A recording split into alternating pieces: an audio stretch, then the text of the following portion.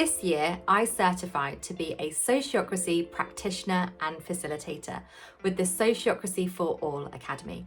And in this video, I want to share with you my reflections of Sociocracy as a framework, as a methodology, so that you can decide if it's right for you and your team.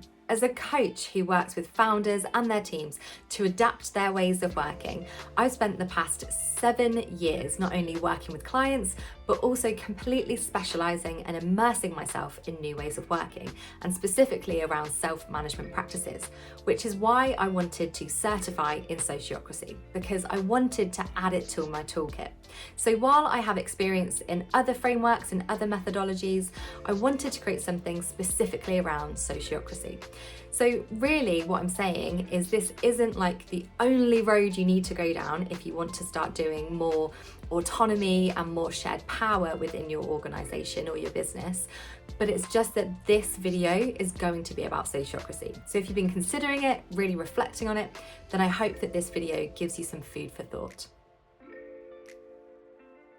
At its foundations, Sociocracy is a set of tools and principles that ensure shared power. Its core principles are equivalence, everyone's needs matter, and effectiveness. We're successful at producing a desirable outcome. In terms of tools and practices, Sociocracy has circle structures, role structures, meeting structures, consent-based decision-making, co-creating policies, and performance reviews, just to name a few. The best way I like to describe Sociocracy is that it gives you new rules for the game that help you to co-design and create something that is unique to your organisation or your business. And essentially it makes you more collaborative, more effective, but also more inclusive. I'm not going to go too much into each specific tool and practice because Sociocracy for All have created some incredible resources all around these specific areas. But I just wanted to give you a glimpse of how much there is that you can play with.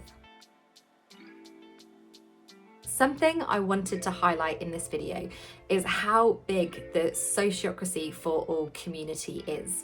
And the reason this is really important is because whenever you're adapting to new ways of working or you're trying something a bit different within your business, you need to have other people who you can talk to about that journey, who have either been on it with you or are a little bit further ahead than you.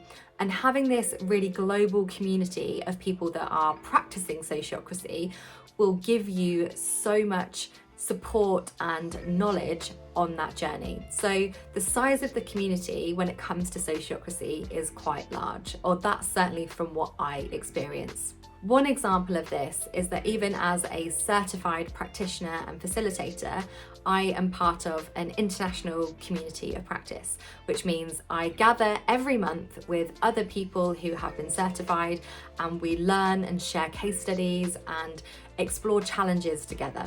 So I wanted to highlight that because it really is important to have a tribe of people who are helping you on that journey.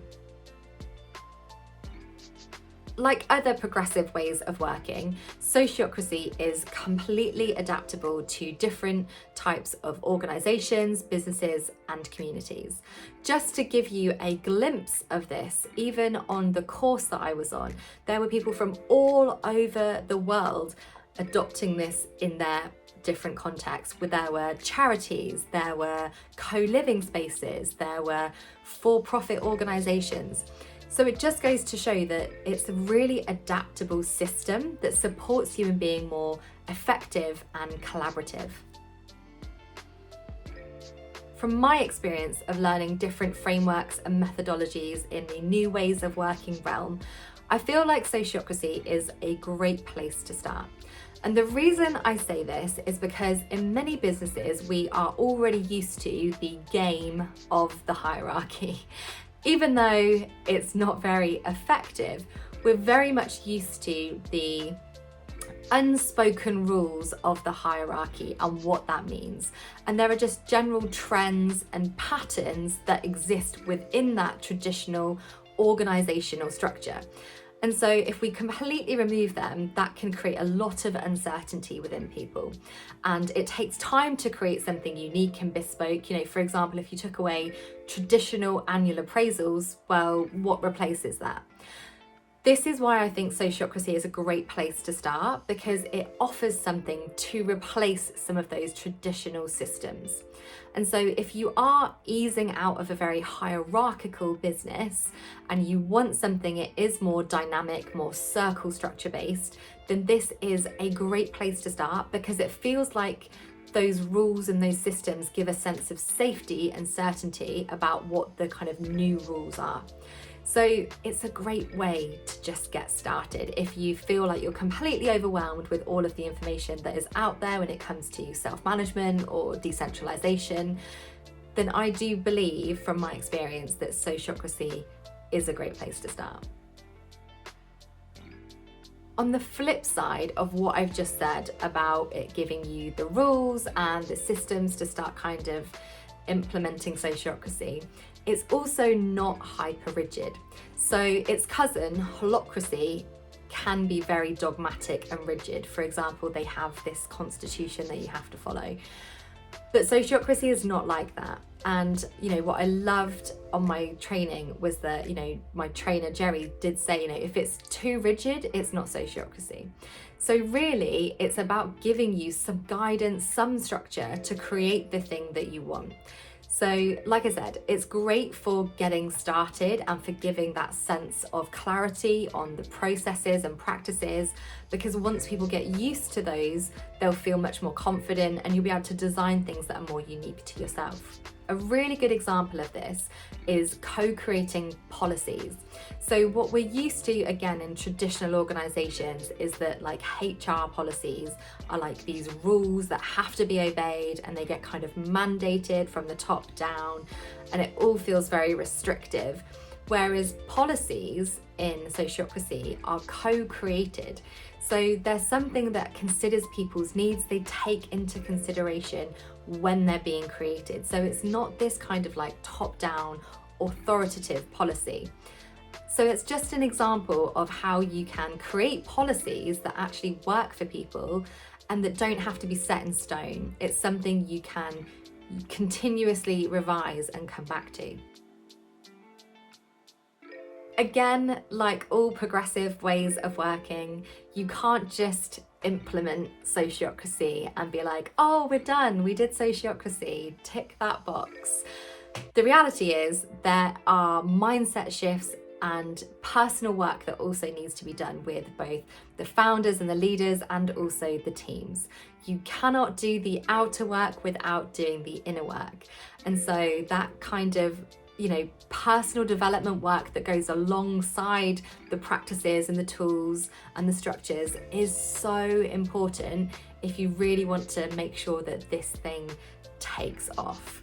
And it's mostly because what we're dealing with here is this transition of power. We're very used to being in this power over situation and a power under situation. So power over is where I have power or control over somebody else, and that other person is power under, so they feel like they have to be compliant or listen to me. And so we've got this kind of like power under and power over dynamic happening in a traditional organization, whereas in Sociocracy we are power with, we're distributing the power. And that can feel uncomfortable for both leaders, stepping back and making space for others. And it can also feel really uncomfortable for those stepping into their power. Because as we all know, as Spider-Man says, with great power comes great responsibility. And sometimes that feels very uncomfortable because we are just simply not used to it.